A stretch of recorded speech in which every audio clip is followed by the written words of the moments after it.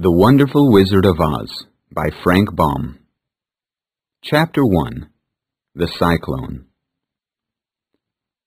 Dorothy lived in the middle of the countryside in Kansas with Uncle Henry and Aunt Em, who were farmers.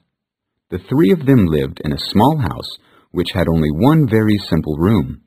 There were 4 chairs in it, and a table, and 2 beds. The interesting thing about the room was that in the middle of the floor it had a small door. If you opened it, you could go down a ladder into a deep hole in the ground which was called a cyclone cellar. The family could go there in case a cyclone came and crushed their house. When Dorothy stood in the doorway of the little house and looked around, she could see nothing but gray prairie on every side. There were no houses or trees anywhere, only the gray grass burnt by the sun.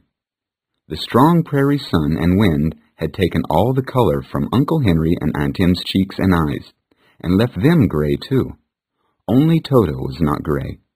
He was a little black dog, with small black eyes which smiled at Dorothy from his tiny face.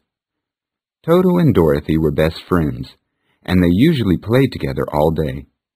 But today they were not playing.